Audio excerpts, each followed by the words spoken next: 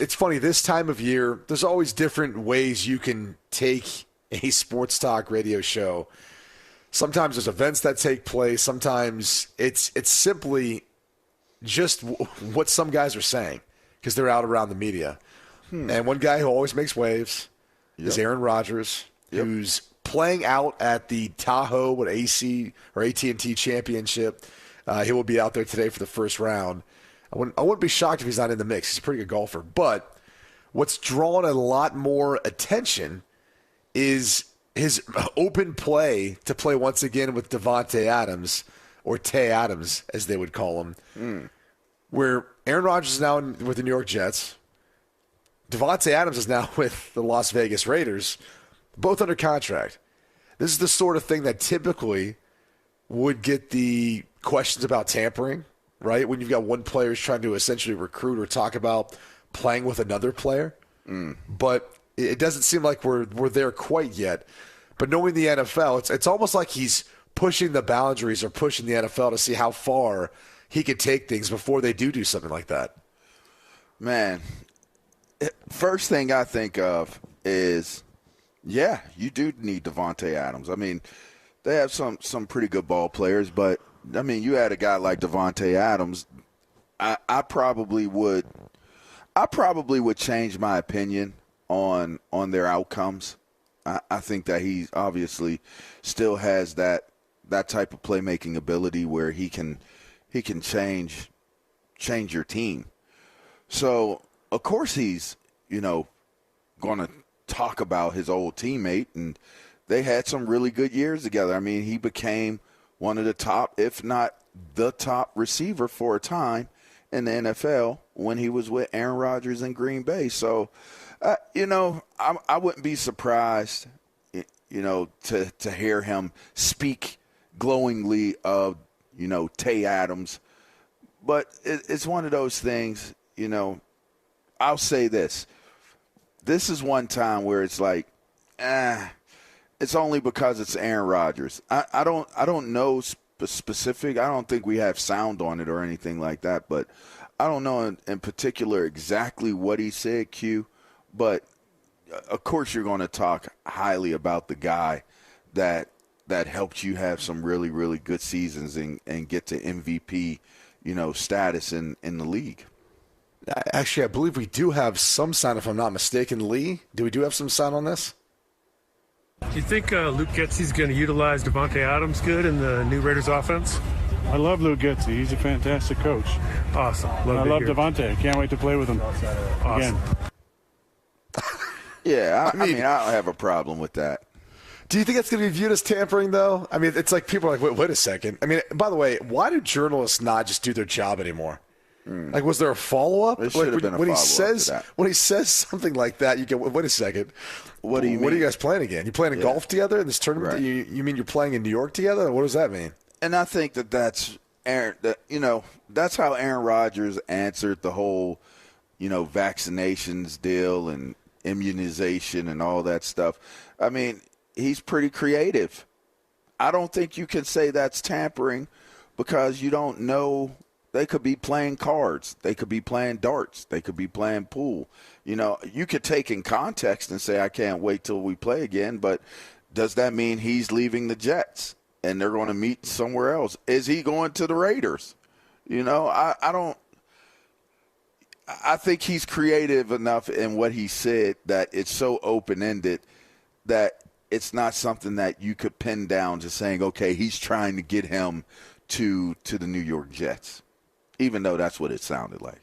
Right. I mean, I'm not saying he's trying to get him there. I think we all know behind the scenes he's said it, done it for a while. And I think depending on how things go, and that's why we've talked about the Las Vegas Raiders for the past couple of days probably now, and what's going to happen there. Because there is this assumption that you've got Davante Adams, who's still one of the top receivers in the league, and obviously he's needed in Las Vegas. He'd be needed on most rosters. But when you've got a quarterback situation, one that doesn't look as, obviously not as appetizing as when Aaron Rodgers. Right. You're sitting there saying to yourself, like, where can I go finish my career and be the player that I want to be? And the Jets maybe provide him that opportunity to team back up once again with Aaron Rodgers. And How would they do it? How would they do it? Who would they trade? Future picks? Future pitch? I mean, you'd have to – because here's the other part of the conversation is if you do trade for him, what does that say how you feel about Garrett Wilson, who's a first-round pick? He's on everything you'd hoped he would be. But, I mean, I personally look at their roster. I don't think they necessarily need Davante Adams. Would it be helpful? Sure. I mean, adding Davante Adams with Garrett Wilson and Mike Williams and, Corley, the young man they took out of Western Kentucky, I mean, you've got a bunch of pieces. There's no doubt about it. But you can make the case that you don't really need Davante Adams unless you feel like Garrett Wilson isn't your number one, which, I look at it and think, one, he so far has been that guy, and two, with the additions of what they have, he can continue to be that guy. So I do wonder if, these comments sometimes, not to read into it too much, because I'm sure Aaron Rodgers is always out there saying, yeah, I'd love to play with the guy. But it is something you kind of have to dissect sometimes because... Well, he didn't say I'd love to play with him. He said I can't wait to play with him again. He knows something definitely, we don't. Right. I mean, he definitely put it in a way where it should have been it should be discussed. There should have been a follow-up question. Well, when are y'all going to play? When do you think you guys are going to play together? Is that soon? Is that in a couple years? Are you saying you're planning on staying around in the league long enough to actually play out your contract and him play out his contract and you guys end up in another place? I mean, I wonder if they're talking on the phone. I know they talk about tampering and stuff like that, but no, you can't monitor people's friendships. If you have a friend that you played with before, or you guys keep up on social or keep up on the phone, you can't call that tampering. Yeah.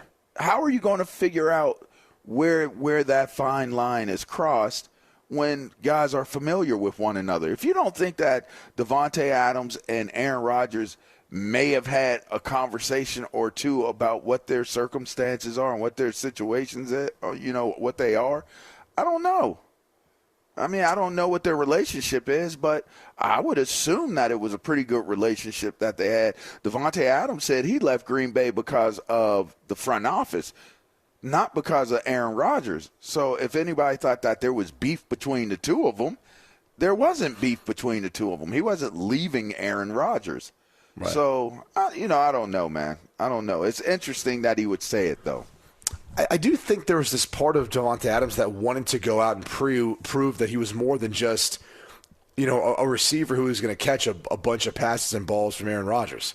Because I think there was a thought that, Aaron Rodgers is what made Davante Adams what he was as a wide receiver. Yeah, that was discussed. I do think there was that thought there. And I think also Davante Adams did probably what he felt was best for him, and Aaron Rodgers probably told him, hey, I'm probably not going to be here much longer either. At some point I'm going to have to move on. So there was all those things kind of mixed into, his final time with the Green Bay Packers, or both of them in their final time with the Green Bay Packers. Yeah. But now I think Davante Adams has proved that he's a number one wide receiver, regardless of who's throwing the football.